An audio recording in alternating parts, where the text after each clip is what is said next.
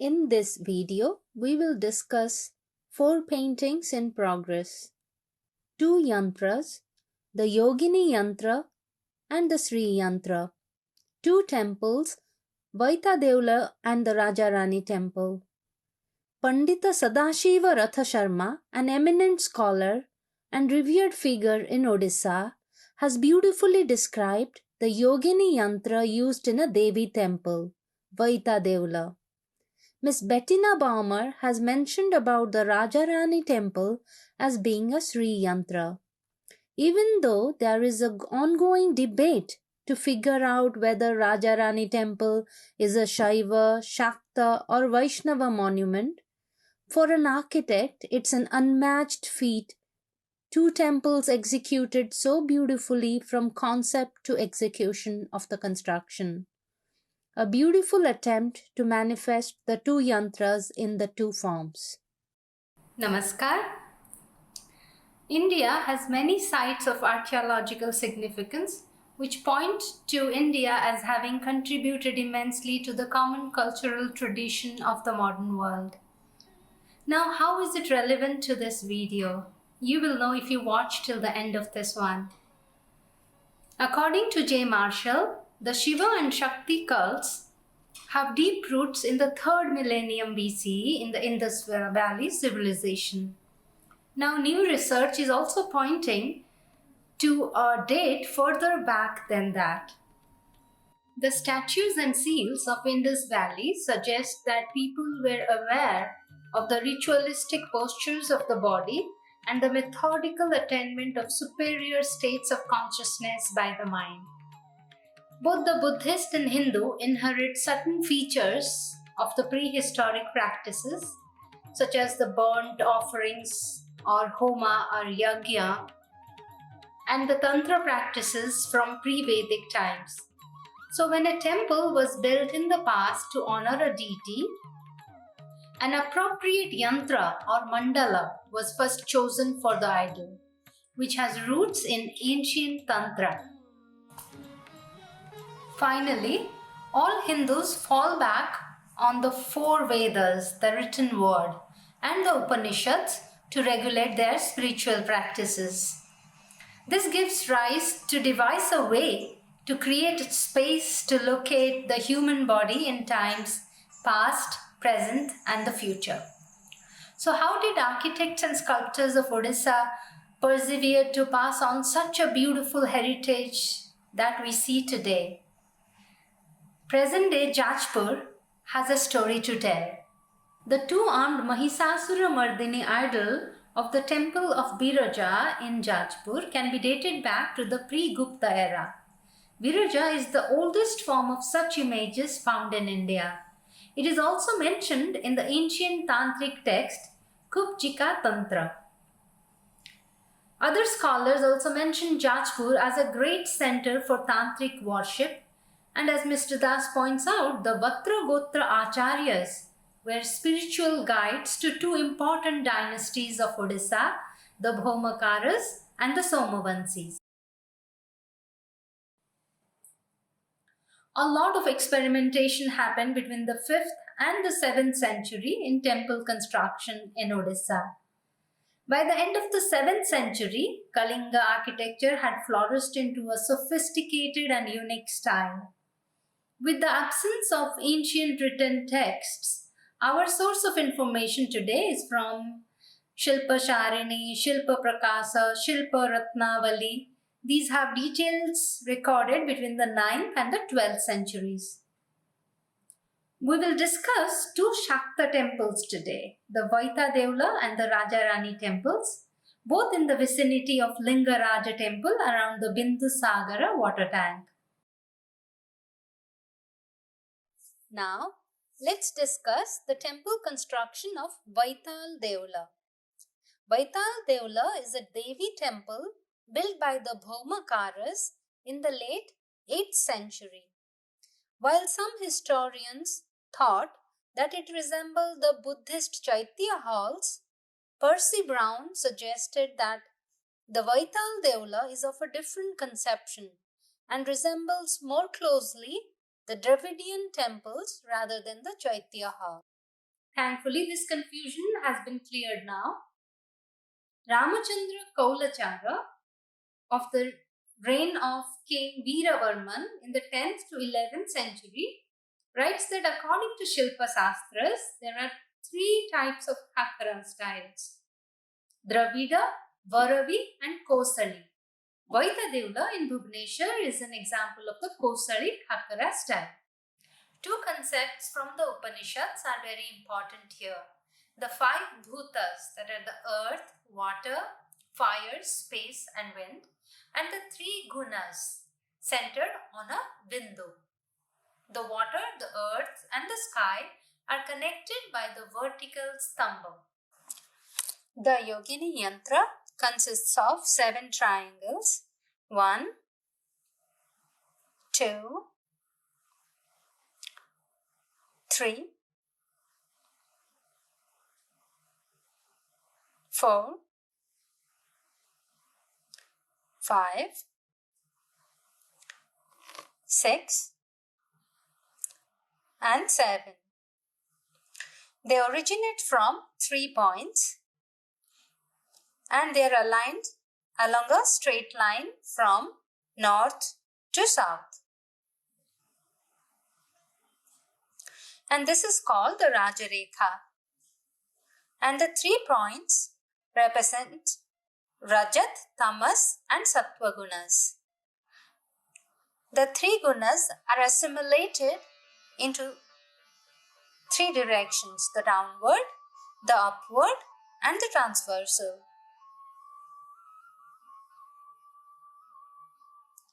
The 3 points are also called Ichha Sakti, Kriya Sakti and Jnana Sakti.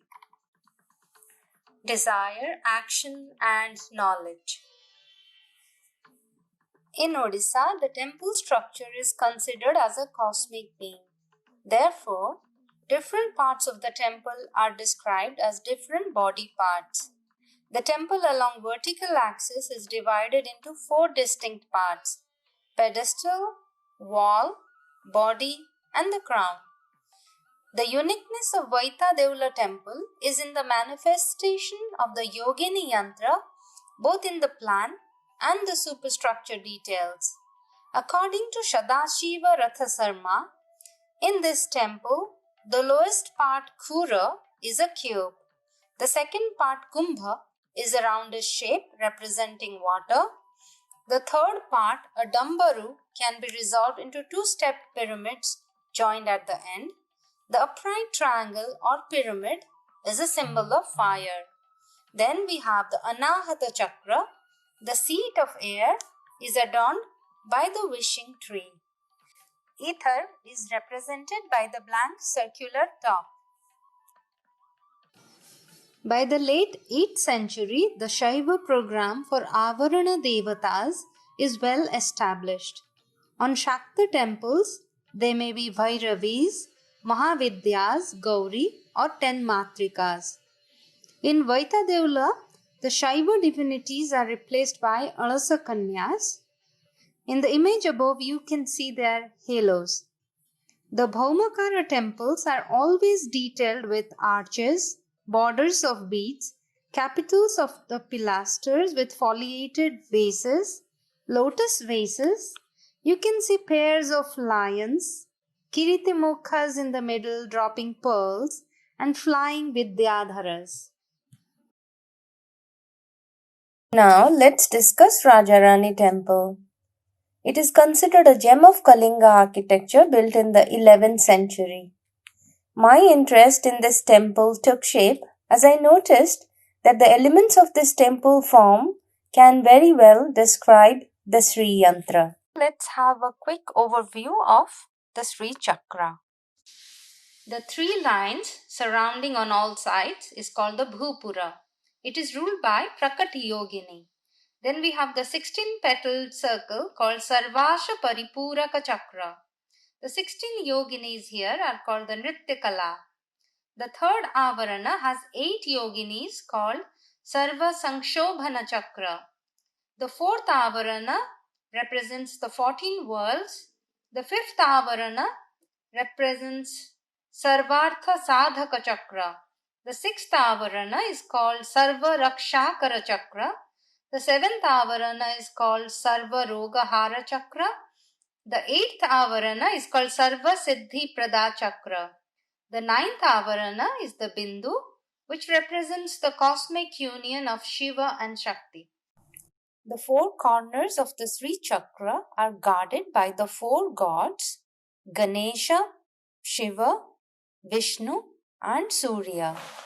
The eight primordial directions are guarded by the eight Lokapalas. Varuna in the west, Kubera guards the north, then we have Indra in the east, Yama the south, Isana guards northeast, Vayu the northwest, Agni in the southeast, and Niritti in the southwest. Miss Bettina Baumer refers to Shilpa Ratnakosha while discussing Rajarani temple. It is described as a Rekha temple with the Vastu Purusha Mandala. This text describes the temple as being in the shape of a Sri Chakra. Here the plinth can be equated to the Bhupura of Sri Chakra and Kalasha to the Bindu. The text further mentions in Sanskrit Sri Chakradhisthita Devi Madhye Raja Rajeshwari, which implies that the yantra is placed at the center of the temple and is in a Sri Chakra. Rajarani temple plan is a Pancharatha, geometrically a circular form inscribed in a square. There is a circle of Vimanas, 24 in number, and representing the 24 Upashaktis. The 14 triangles of the Sri Chakra find their correspondence in the 14 upper Shikharikas. The lower part of the temple has Dikpalas in their respective zones, such as shown in the pictures here. It is probable that at some point in time there might have been an idol of Shakti. The Jagamohana entrance has Nagastambhas with the tails of serpents coiling downwards, and it suggests upward movement. So what is very interesting for an architect to know is the two yantras, the Yogini yantra and the Sri yantra, were both used in the 8th century and the 11th century for conceptualizing architecture. Use of variations in numerical arrangements called the Fibonacci sequence of 12th century was very much in use in ancient India for art, architecture and music. And the first person in known history to talk about it was Pingala in 200 BCE. We will talk more about Kalinga architecture in another video.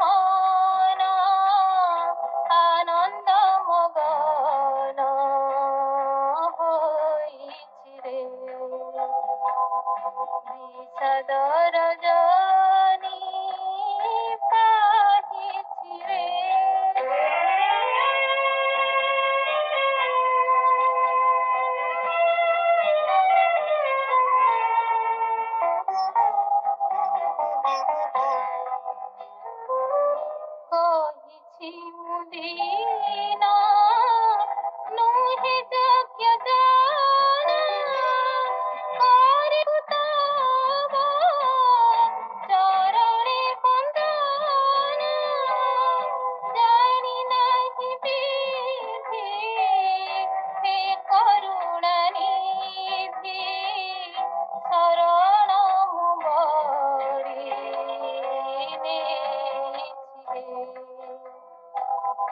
বিষাদর